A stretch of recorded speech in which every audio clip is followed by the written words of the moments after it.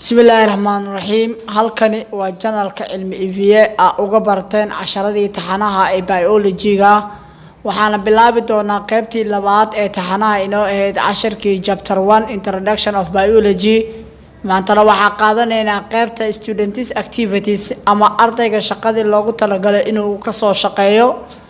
oo internet inuu u raadiyo loo baahnay waxayna ka bilaabanaysaa embryology ayaa yiraahday is a branch of science waa laan ka mid ah science-ka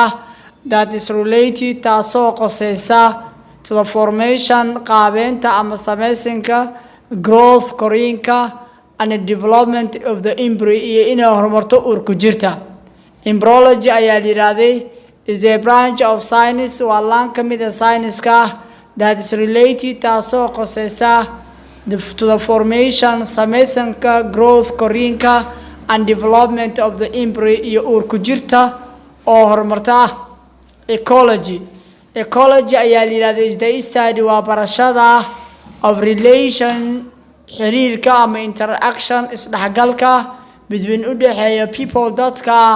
and their environment iyo deegaankooda ecology ayaa yiraahday is the study waa barashada of relation xiriirka ama interaction isdhexgalka between u dhaxeeyo people dadka and their environment iyo deegaankooda genetics dhaxaltooyada is the study waa barashada of heredity ee dhaxaltooyada genetics ayaa yiraahday is the study waa barashada of heredity ee dhaxaltooyada parasitology ayaa yiraahday is the study waa barashada of parasites ee dulinada ama gooryaanada parasitology ayaa yiraahday is the study waa barashada of parasites ee dulinada taxonomy ayaa yiraahday is the study waa barashada of a naming magacaawida classifying kala saarida and identifying iyo aqoonsiga of animals ee xayawaanada taxonomy ayaa yiraahday is the study waa barashada of naming ee magacaawida classifying kala saaritaanka and identifying iyo aqoonsiga of animals ee xayawaanada embryology waxa lagu bartaa uurku jirta yani sida hooyada uurku cunug ugu jiro sida uu u koro oo u hormaro uurku jirtaas ayaa lagu bartaa ecology waa barashada deegaanka iyo dadka dabciga dadka deegaanka iyo waxyaabaha deegaanka la sida air pollution hawo soo qoobida iyo deegaanada sida iyo dadka sida u tacalluqaan iyo ayaa lagu bartaa genetics sidoo kale tomaadi dhamo la dhabarto waaye iyada dhaxaltooyada lagu bartaa waalidka waxyaabaha laga dhaxlayo parasitology waxa barto dadka shaybaaristayaasha waaye in la baaro gooryaano marka su'aalaan saxaro la qaadayo aragto kaleeto ayaa saxaradaas gooraan laga taxonomy waa sidoo kale to kala saarida iyo xayawaanada in la kala barto si loo kala saaray si loo magacaabiyo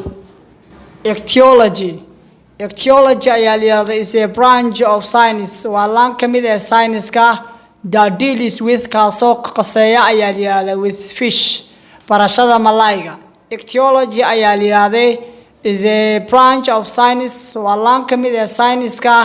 that deals with fish taasoo taxalluqda ama qoseysa ayaa yiraahday barashada malayada herpetology ayaa yiraahday is a scientific study waa barashada cilmiyeedka of amphibians barabiyoodka and reptiles iyo xamaaratada herpetology ayaa yiraahday is a scientific study waa barasho cilmiyeedka of amphibians barabiyoodka and reptiles iyo xamaaratada ornithology ayaa yiraahday is a branch of science waa laan ka mid ah science-ka that deals with taasoo qoseysa the study barashada of birds ee shimbiraha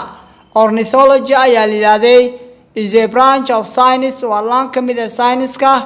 that deals with taasoo qoseysa the study barashada of birds ee shimbiraha mammalogy ayaa yiraahday is the study waa barashada of mammals ee naasoleyda mammalogy ayaa yiraahday is the study waa barashada of mammals ee naasoleyda aad baad ugu mahadsantihiin daawashada casharadeena taxanaha ha ilaawin inaad subscribe saarto like saarto share na aad tiraado sida uu gaaro asxaabtaada kaleeto waxaad leenahay nabadiin inoo kulantii amaana Allah aad baad u mahadsantihiin